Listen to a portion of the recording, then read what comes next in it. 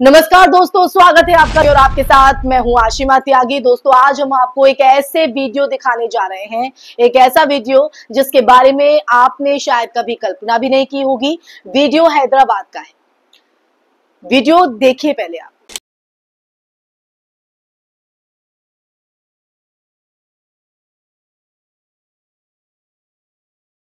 तो देखा आपने वीडियो, जहां एआईएमआईएम के असदुद्दीन ओवैसी साहब कांग्रेस प्रत्याशी नवीन यादव के लिए प्रचार करते दिखाई दिए। जी हां, वही ओवैसी जो अक्सर कांग्रेस पर हमला बोलते हैं, अब उसी पार्टी के उम्मीदवार के लिए सड़क पर निकलकर समर्थन मांगते नजर आए।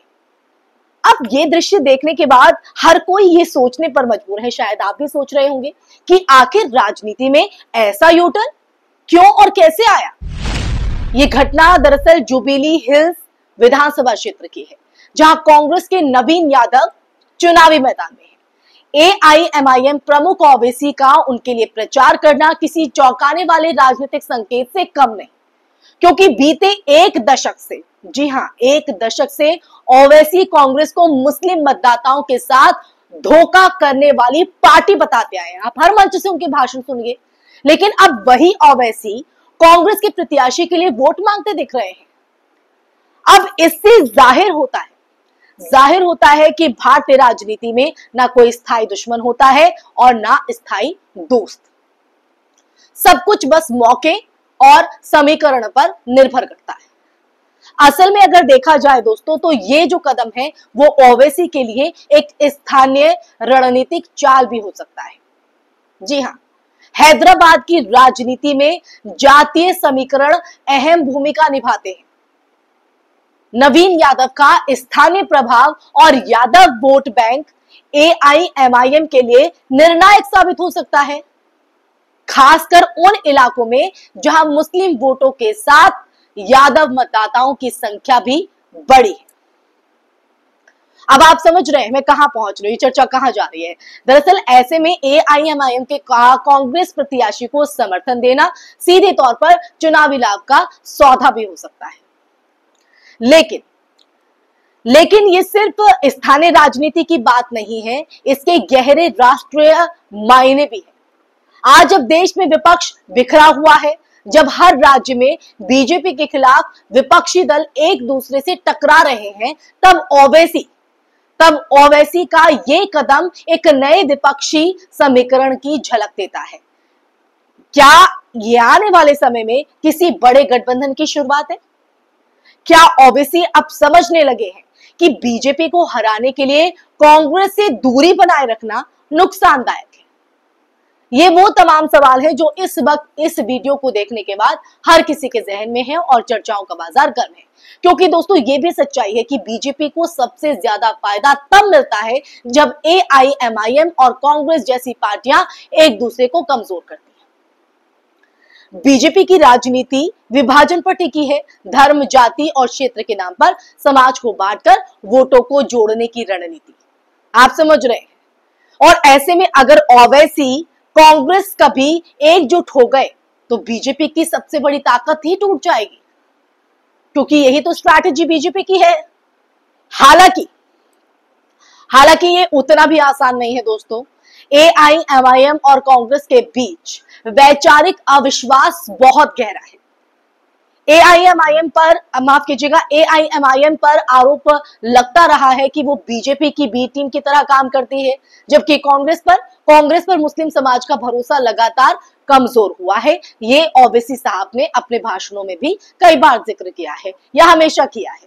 इन दोनों के बीच पुल बनाना, ब्रिज बनाना एक कठिन प्रक्रिया है। फिर भी ये जो वीडियो है, जो आप एक बार फिर देखिए, ये संकेत देता है कि राजनीति की दिशा अब बदल रही है और ये बदलाव जरूरी भी है।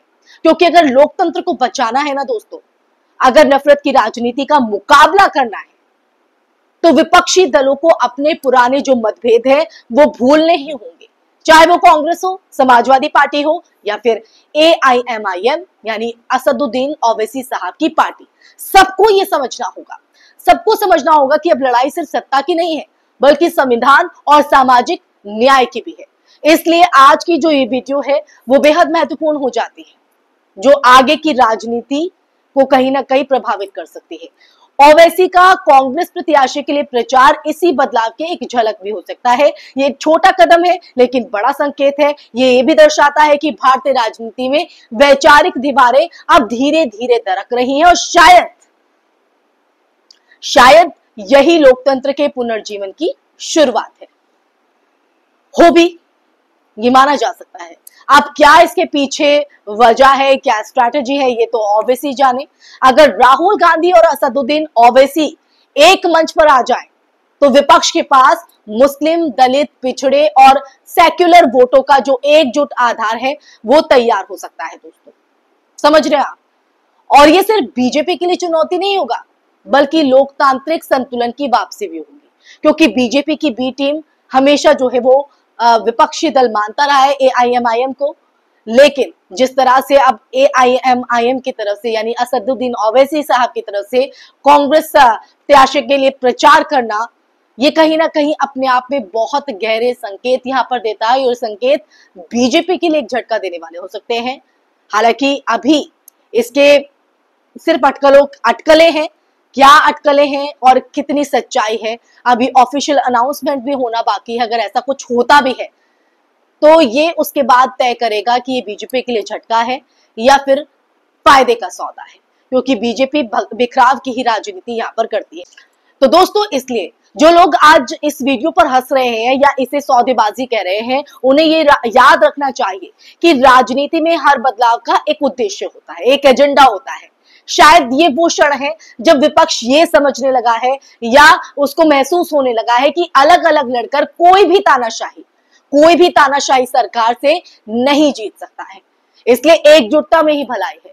तो आज भले ही ओवैसी कांग्रेस के लिए प्रचार कर रहे हो, लेकिन कल यही दृश्य भारतीय राजनीति का नया अध्याय लिख सकता है, जहां वैचारिक मतभेदों के बावजूद नेता एक साथ संविधान, बराबरी और इंसाफ की बात करेंगे। इसी के साथ दोस्तों आखिर में यही भारत की जरूरत भी है जो हम देख रहे हैं, क्योंकि अगर विपक्ष एकजुट नहीं हुआ तो आने वाले वक्त में लोकतंत्र का अर्थ केवल चुनाव तक ही सिमट कर रह जाएगा।